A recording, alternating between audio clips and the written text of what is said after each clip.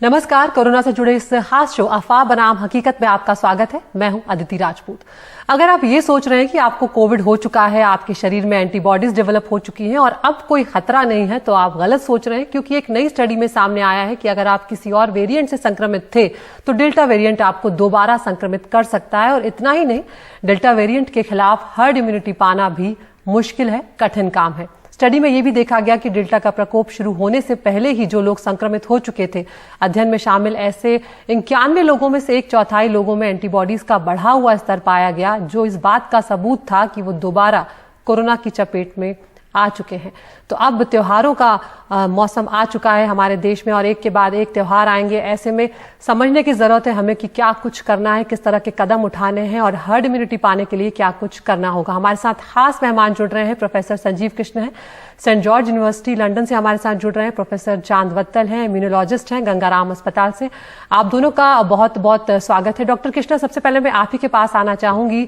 ये जो स्टडी है, इससे हमें क्या कुछ समझ में आता है? थोड़ा सा इसे सरल शब्दों में हमारे दर्शकों के लिए समझाइए, क्योंकि जब ये कहा जाता है कि डेल्टा वेरिएंट के लिए हर्ड इम्यूनिटी पाना मुश्किल है, ऐसे में कहीं ना कहीं थोड़ा डर पैदा होता है, क्योंकि अब तो ये लग रहा है कि कहीं ना कहीं जा रहा है कोरोना देश से।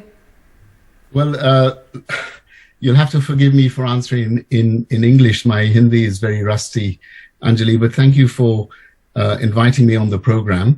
The study suggests some interesting results from the work that's being carried out in collaboration, mainly in India.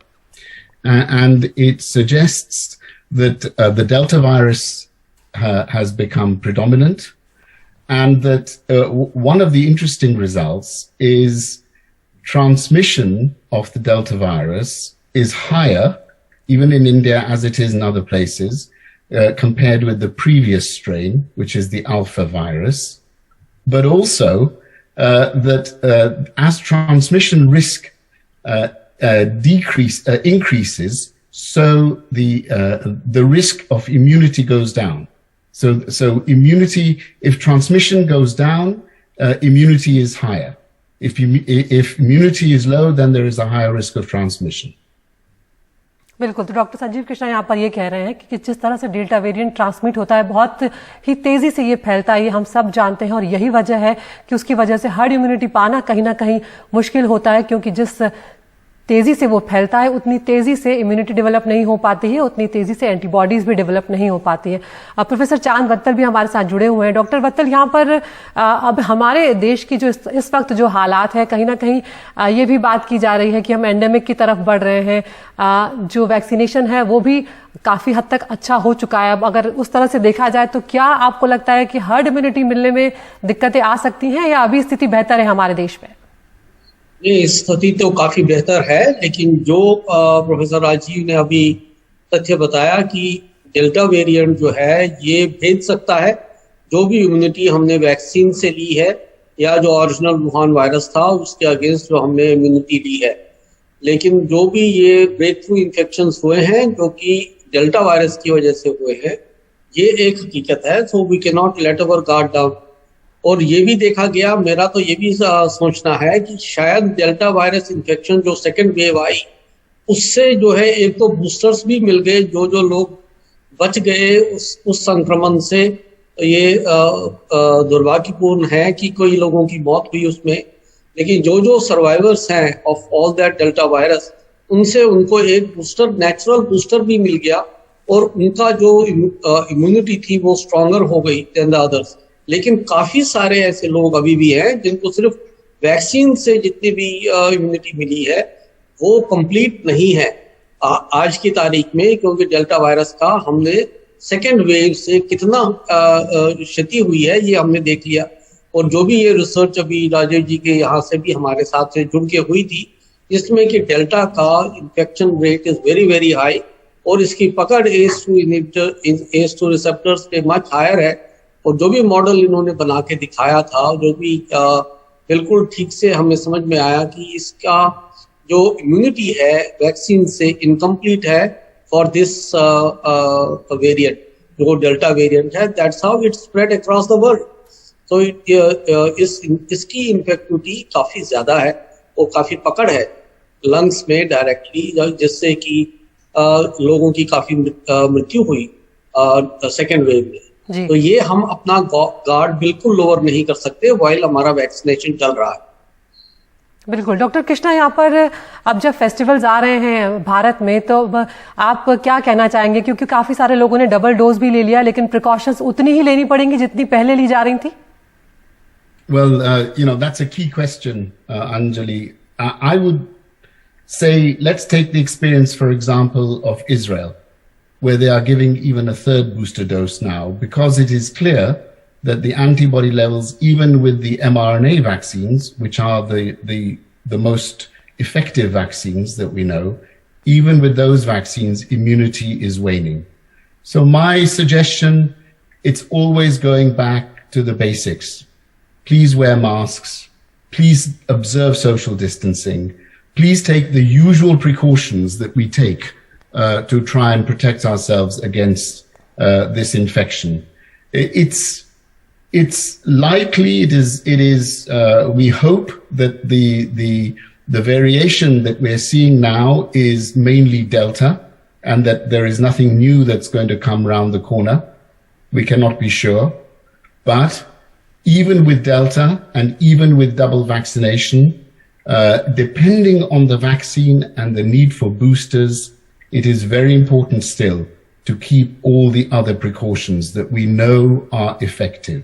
Ventilation, masks, hand washing, distancing. बिल्कुल। प्रोफेसर बत्तल, यहाँ पर डॉक्टर कृष्णा ने बेसिक पर वापस जाने की बात की और उन्होंने कहा कि बेसिक को छोड़ना भी नहीं है बेसिकली यहाँ पर। लेकिन डॉक्टर बत्तल, अगर हम अपने देश में ये देखें कि सेकंड जब डोज लेने जा रहे हैं तो लोग कहीं ना कहीं गैप कर दे रहे हैं, हेजिटेंसी अभी भी है। पहला डोज तो सबने ले लिया, लेकिन दूसरे डोज तक आते आते लोग उस गैप को छोड़ दे रहे हैं। अगर किसी को 3 महीने में लेना था, 84 दिनों में लेना था, तो कई बार उससे ज्यादा वक्त निकल जा रहा है, उसके बाद वो लेने जा रहे हैं। तो कहीं ना कहीं ये भी एक दिक्कत है हर्ड इम्यूनिटी पैदा करने में। हाँ, बिल्कुल ठीक कह रहे हैं आप। It can be A problematic thing for achieving herd immunity.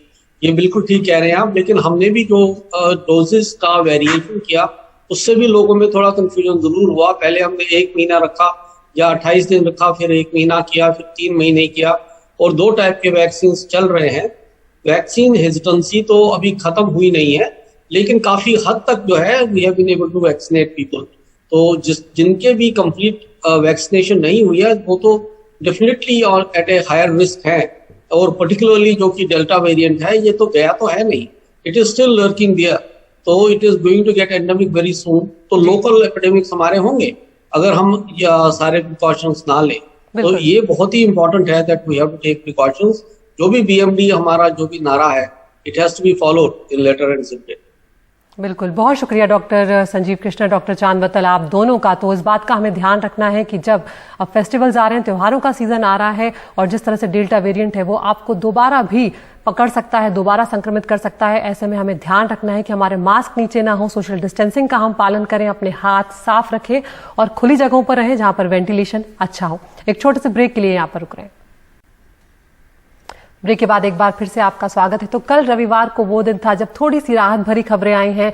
7.5 महीनों में कल मामले 24 घंटों में जो रोज आते हैं वो सबसे कम थे, यानी कि कहीं ना कहीं कोरोना के मामले अभी तेजी से इधर कम हुए। उधर एक और अच्छी खबर आई मुंबई से। रविवार को कोरोना वायरस के चलते एक भी मौत मुंबई में दर्ज नहीं हुई है, जो अपने आप में बहुत राहत की खबर है, क्योंकि हम जानते हैं कि महाराष्ट्र और मुंबई सबसे ज्यादा प्रभावित क्षेत्र रहे हैं कोरोना के चलते। और संक्रमण की शुरुआत के बाद मुंबई में ऐसा पहली बार हुआ है जब एक भी मौत 24 घंटे में दर्ज नहीं हुई हो। 24 घंटे में कोरोना के 327 नए केस मिले थे मुंबई में, और संक्रमण दर अब वहां पर 1.27% पहुंच गई है।